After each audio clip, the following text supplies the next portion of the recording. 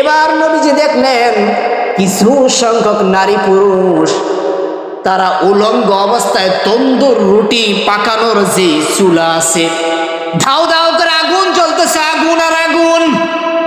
নারী পুরুষ উলঙ্গ অবস্থায় ওই তন্দুর রুটি বানানোর চুলার মধ্যে তারা ঘোরপাক খাচ্ছে, আর ওই চুলার মধ্যে থাকা ওই আগুনের মধ্যে থাকা সাপ বিচ্ছু ওই নারী পুরুষের লজ্জা স্থানের মধ্যে ধ্বংসন করতেছে। বলেন নাউজুবিল্লাহ।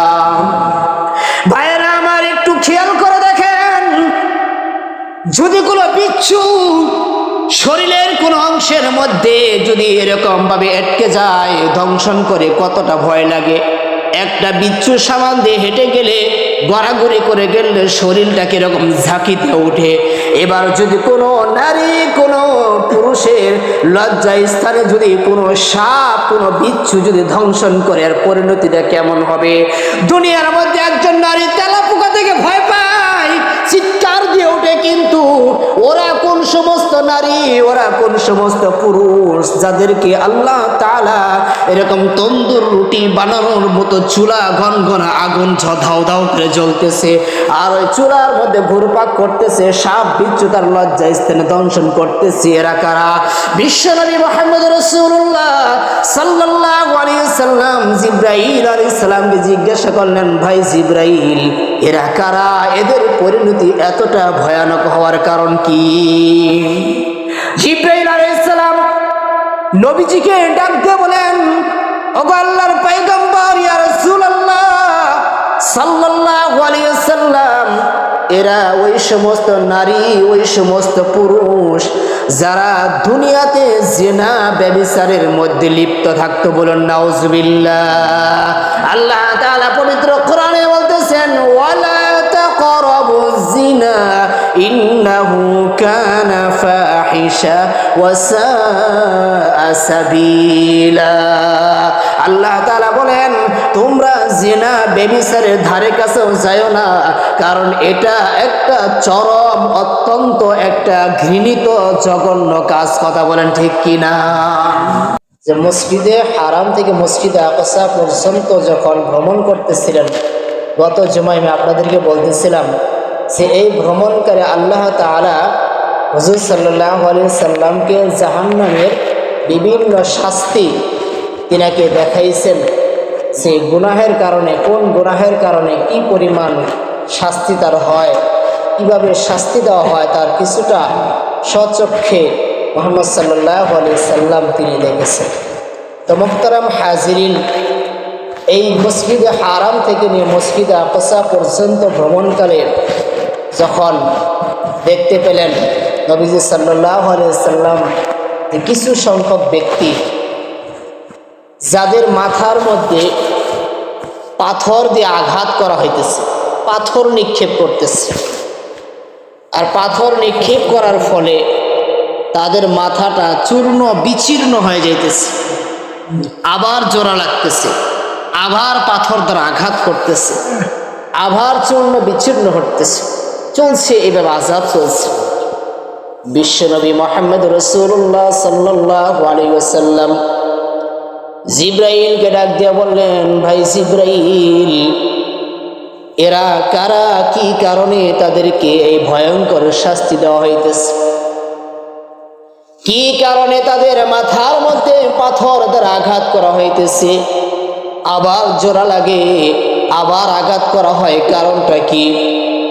ভাইরা আমার, জিবরাইল আলাইহিস সালাম বলেন, ইয়া রাসূলুল্লাহ সাল্লাল্লাহু আলাইহি ওয়াসাল্লাম, এরা ওই সমস্ত আপনার উম্মত যারা দুনিয়াতে নামাজের অলসতা করতে। বলুন নাউজুবিল্লাহ। নামাজের অলসতা, বেনামাজি এটা কিন্তু বলে নাই। নামাজ অলসতা কাকে বলে? যে নামাজের সময় হয়েছে ওই সময় নামাজ পড়ে না, একটু অলসতা গাফলতি করে পরে নামাজ পড়ে, এটাকে বলা হয় অলসতা। তো একজন অলসতা, নামাজ অলসতা করছে, সে অন্য সময় নামাজ পড়ছে, আধা ঘন্টা পরে হোক, 15 মিনিট পরে হোক, সে নামাজ পড়ছে, কিন্তু অলসতা করার কারণে আল্লাহ তাআলা তাকে কি করতেছেন? শাস্তি দিতেছেন, যে মাথাকে পাথর দ্বারা চূর্ণ বিচ্ছিন্ন করা হচ্ছে, আবার জোড়া লাগছে, আবার চূর্ণ বিচ্ছিন্ন করা হচ্ছে। ভাইরা আমার, যদি একজন ব্যক্তি নামাজের মধ্যে অলসতা করার কারণে তাকে আযাব দেওয়া হয়, এবার বলেন তো যারা বেনামাজি নামাজ পড়ে না তাদের আযাব আছে না নাই? যারা বেনামাজি তাদের আরো আযাবটা আরো বেশি ভয়ঙ্কর হবে। বিশ্বনবী মুহাম্মদ রাসূলুল্লাহ সাল্লাল্লাহু আলাইহি ওয়াসাল্লাম আবার সামনে অগ্রসর হলেন। এবার দেখতে পেলেন যে কিছু সংখ্যক নারী এবং পুরুষ, এই নারী পুরুষের সামনে দুইটা ড্যাগ রাখা, যেই ড্যাগের মধ্যে একটা ড্যাগের মধ্যে সুন্দর পাকানো গোশত রাখা, রান্না করে রেখে দিয়েছে। আবার আরেকটা ড্যাগ আছে যেই ড্যাগের মধ্যে পচা দুর্গন্ধযুক্ত পোকা মাকড়ওয়ালা গোশতগুলি রেখে দিয়েছে। বিশ্বনবী মুহাম্মদ রাসূলুল্লাহ সাল্লাল্লাহু আলাইহি সাল্লাম দেখেন এই যে নারী এবং পুরুষগুলির সামনে এই গোশতগুলি রাখা হয়েছে, উচিত ছিল তারা তো সেখানে ভালো রান্না করা গোশতগুলি তারা খাবে, কিন্তু নবীজি বলেন আমি দেখতে পেলাম যে ভালো গোশতগুলি না খেয়ে পচা দুর্গন্ধযুক্ত পোকা মাকড় দুর্গন্ধওয়ালা গোশতগুলি ওই নারী পুরুষগুলা খাইতেছে। বলেন নাউজুবিল্লাহ। আমি এই দৃশ্য দেখে জিব্রাইলকে জিজ্ঞাসা করলাম, ভাই জিব্রাইল, এটা কেমন দৃশ্য? মানুষ তো সবসময় ভালো খাবার চায়, এদের সামনে তো ভালো খাবার আছে, এদের সামনে তো সুন্দর রান্না করা গোশত আছে, কিন্তু তারা রান্না করা গোশত না খেয়ে তারা পচা দুর্গন্ধযুক্ত গোশতগুলি কেন খাইতেছে? রহস্য কি? জিব্রাইল আলাইহিস সালাম বাক দিয়ে বলেন, ইয়া রাসূলুল্লাহ সাল্লাল্লাহু আলাইহি ওয়াসাল্লাম, এরা ওই সমস্ত উম্মত, ওই সমস্ত নারী, ওই সমস্ত পুরুষ যারা দুনিয়াতে থাকতে ঘরের মধ্যে হালাল স্বামী থাকার পর, হালাল স্ত্রী থাকার পরেও অন্যের বিছানার মধ্যে রাত কাটাতো। বলুন নাউজুবিল্লাহ। এরকম মানুষ আছে না নাই? ভাইরা আমার, ওই সমস্ত নারী পুরুষদের একটা শাস্তি হবে যে এরকম পচা দুর্গন্ধযুক্ত খাবার, দুর্গন্ধযুক্ত পচা এরকম গোশত তাদেরকে খাইতে দেওয়া হবে। ভালো গোশত সামনে রাখা হবে কিন্তু খাইতে দিতে পারবে না, খাইতে পারবে না, তারা পচা দুর্গন্ধযুক্ত খাবার তারা খাবে। এবার বিশ্বনবী মুহাম্মদ রাসূলুল্লাহ সাল্লাল্লাহু আলাইহি সাল্লাম আরো সামনে অগ্রসর হইতেছেন, কারণ বাইতুল মসজিদে হারাম থেকে মসজিদে আকসা পর্যন্ত তাকে সফর করতে হবে। আমি সামনে অগ্রসর হইতেছেন। এবার নবীজি দেখলেন কিছু সংখ্যক নারী পুরুষ তারা উলঙ্গ অবস্থায় তন্দুর রুটি পাকানোর যে চুলা আছে, ধাউ ধাউ করে আগুন জ্বলতেছে, আগুন আর আগুন। নারী পুরুষ উলঙ্গ অবস্থায় ওই তন্দুর রুটি বানানোর চুলার মধ্যে তারা ঘোরপাক খাচ্ছে, আর ওই চুলার মধ্যে থাকা, ওই আগুনের মধ্যে থাকা সাপ বিচ্ছু ওই নারী পুরুষের লজ্জা স্থানের মধ্যে ধ্বংসন করতেছে। বলেন নাউজুবিল্লাহ। ভাইয়েরা আমার, একটু খেয়াল করে দেখেন, যদি কোনো বিচ্ছু শরীরের কোন অংশের মধ্যে যদি এরকম ভাবে আটকে যায়, দংশন করে, কতটা ভয় লাগে। একটা বিচ্ছু সামান দিয়ে হেঁটে গেলে, গড়াগড়ি করে গেলে শরীরটা কিরকম ঝাঁকিতে ওঠে। এবার যদি কোনো নারী কোনো পুরুষের লজ্জা স্থানে যদি কোনো সাপ কোনো বিচ্ছু যদি ধ্বংসন করে, আর পরিণতিটা কেমন হবে? দুনিয়ার মধ্যে একজন নারী তেলাপোকা থেকে ভয় পায়, চিৎকার দিয়ে ওঠে, কিন্তু ওরা কোন সমস্ত নারী, ওরা কোন সমস্ত পুরুষ যাদেরকে আল্লাহ তাআলা এরকম তন্দুর রুটি বানানোর মতো চুলা গনগনা আগুন ধাউ ধাউ করে জ্বলতেছে, আর ওই চুলার মধ্যে ঘুরপাক করতেছে সাপ বিচ্ছু তার লজ্জা স্থানে দংশন করতেছে। এরা কারা? বিশ্বনবী মুহাম্মদ রাসূলুল্লাহ সাল্লাল্লাহু আলাইহি সাল্লাম জিব্রাইল আলাইহিস সালামকে জিজ্ঞাসা করলেন, ভাই জিব্রাইল, এরা কারা? এদের পরিণতি এতটা ভয়ানক হওয়ার কারণ কি?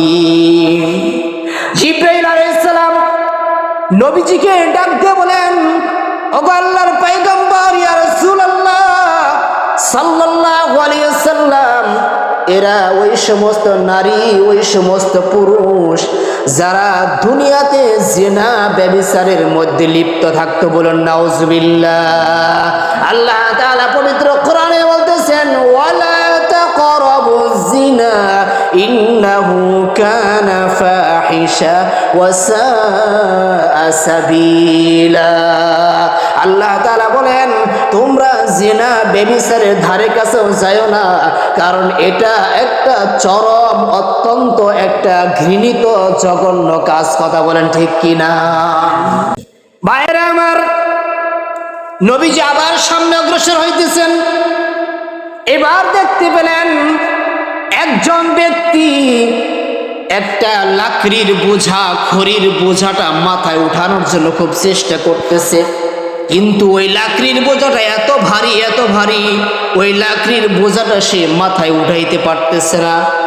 কথা ছিল লাকড়ির ভারী হওয়ার কারণে ওই বোঝা থেকে লাকড়ি কমানো হবে, কমায়া কমায়া রেখে হালকা করে মাথায় ওঠাবে, কিন্তু এই লোকটা উল্টা করতেছে, চেষ্টা করতেছে, মাথায় উঠাইতে পারে না, আবার কিছু লাকড়ি এনে আবার বোঝার মধ্যে ঢুকাই দিতেছে।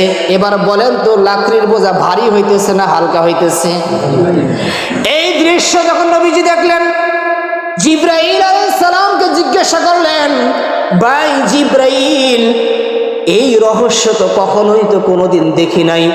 বারবার যুবক চেষ্টা করতেছে লাকড়ির বোঝাটাকে মাথায় উঠাবে, কিন্তু এত বেশি ভারী সে উঠাইতে পারতেছে না। উচিত ছিল লাকড়ির বোঝা থেকে লাকড়ি কমানো, কিন্তু লাকড়ি না কমাইয়া আবার কি করতেছে, ওই বোঝার মধ্যে আরো লাকড়ি দিয়ে ভারী বানাইতেছে। এর কারণটা কি? এবার জিবরাইল আলাইহিস সালাম বিশ্বনবী মুহাম্মদ রাসূলুল্লাহ সাল্লাল্লাহু আলাইহি সাল্লামকে বলেন, ইয়া রাসূলুল্লাহ সাল্লাল্লাহু আলাইহি সাল্লাম, এরা ওই সমস্ত ব্যক্তি যারা দুনিয়ার মধ্যে মানুষের থেকে ঋণ করত, ঋণ পরিশোধ না করে আবারও ঋণ করত, ঋণের বোঝা ভারী করত। এরা ওই সমস্ত ব্যক্তি যারা দুনিয়ার মধ্যে মানুষের মালকে আত্মসাৎ করেছে, যারা মানুষের থেকে মানুষের হক নষ্ট করে, ছোট ভাই বোনদের হক নষ্ট করে, আত্মীয় স্বজনদের হক নষ্ট করে, ইতিমের হক নষ্ট করে, প্রতিবেশীর হক নষ্ট করে নিজে আত্মসাৎ করেছে। এরা ওই সমস্ত ব্যক্তি কিয়ামত পর্যন্ত আল্লাহ তাআলা তাকে এই আযাবের মধ্যে রাখবেন। বলুন নাউজুবিল্লাহ। এরকম মানুষ আছে না নাই? ঋণ করবে কিন্তু ঋণ পরিশোধ করার আর কোনো তোয়াক্কা থাকে না। যখন ঋণ নেয়, ঋণ নেওয়ার পরে মনে করে এটাকে আমার আর পরিশোধ করা লাগবে না, আবার যদি সুযোগ পায় মানুষের হকটাকে মেরে দিয়ে দেয়। আবার চিন্তা করে দেখেন, যখন ওই ব্যক্তিরা মৃত্যুবরণ করে, মরার পর কি করা হয়, তাকে 10 দিনে খাওয়ানো হয়, মানুষকে 40 করে বড় করে একটা দাওয়াত করে খাওয়ানো হয়, আর আমরা মনে করি যে ওই ব্যক্তি বুঝে জান্নাতে চইলা গেল। একটা কথা মনে রাখবেন, দুনিয়ার মধ্যে একটা টাকা ঋণ রেখে যদি কবরের মধ্যে যান, যত বড় মানুষকে খাওয়ান না কেন, দুনিয়ার যত মানুষকে খাওয়ান না কেন, ওই ঋণটা যতদিন পর্যন্ত পরিশোধ না হবে ততদিন পর্যন্ত কবরের মধ্যে আল্লাহ তাআলা শাস্তি প্রদান করবেন। বলুন নাউজুবিল্লাহ। আমরা তো কি করি ভাই, যে মানুষ দাফন করলাম, দাফন করার পরে আমরা বসে যাই যে কাকে কাকে দাওয়াত দেওয়া যাবে, কাকে কাকে কি করা যাবে, কোন দিন করা যাবে, কি ভাই এটা করি কি করি না? কিন্তু দেখেন, আপনি যখনই ওই মানুষটিকে দাফন করলেন, যদি ওর ঋণ যতদিন পর্যন্ত আছে, যে ঋণ উচিত ছিল আপনার 10 দিন 40 না করে, আগে সর্বপ্রথম উচিত ছিল যে তার পক্ষ থেকে ঋণটাকে আগে পরিশোধ করি।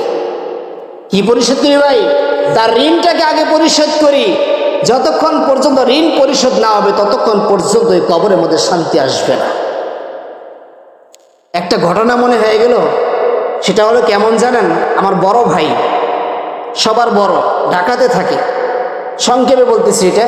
তো একটা ফলের দোকানদার মসজিদের সামনে ফল বিক্রি করতো, কিন্তু নামাজ পড়তো না। আমার বড় ভাই করতো কি, তাকে বুঝাইতো যে ভাই নামাজ পড়েন, যে আপনি নামাজ পড়েন তাহলে আমি আরো কাস্টমার আপনাকে আইনে এনে দিব।